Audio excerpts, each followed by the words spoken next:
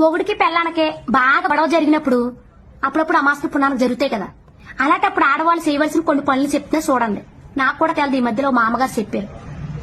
గొడవ జరిగిన రోజే మనం సెక్సీగా రెడీ అవ్వాలి, బాగా రెడీ అవ్వాలి, బాగా ఫుడ్ తినాలి. అర్థమైందా? సా పట్టుకుని కిచెన్ లో పడుకోవడం, హాల్లో పడుకోవడం కాదు. ఆ రోజే ప్రత్యేకంగా బెడ్రూమ్ లోనే నీ మొగుడు పక్కలోనే పడుకోవాలి. వాళ్ళే వస్తారు మన దారికి, వస్తారు నైట్ అంతా. అప్పుడు బాగా గొడవ జరుగుద్ది ఇద్దరికి. గొడవ జరిగి తెల్లారు లేచినప్పుడు గొడవ సర్దు మనిగిపోద్ది. అర్థమైందా? ఎందుకు ఇలా చెప్తున్నానంటే, ఆడవాళ్ళు ఒక మెట్టు దిగడంలో నష్టమే లేదు. బొక్క ఏం పడిపోతుంది మనకు, పెద్ద బొక్క. అదివేందే ముక్కు మొహం తెల్ల నుండి పెళ్లి చేసుకుని గదిలోకి వెళ్ళినప్పుడే మొత్తం అయిపోయింది. ఇంక ఇప్పుడేటి మనకు ఆహాలో పొగరలోని అవసరమా?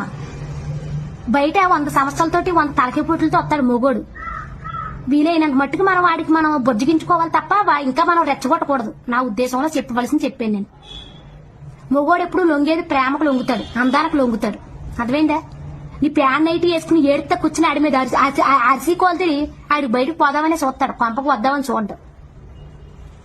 ఎన్ని చేసినా కూడా మా ఆయన మారట్లేదక్క అంటే తూర్పు తిరిగి దండం పెట్టి నేను చెప్పను.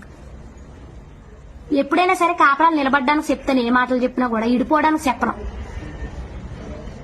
అది తర్వాత మీ ఇష్టం. I don't know. I think is special video is girls, only girls. అప్పుడప్పుడు నాకు కూడా తెక్కుంది, తెక్కొస్తుంది నాకు కూడా.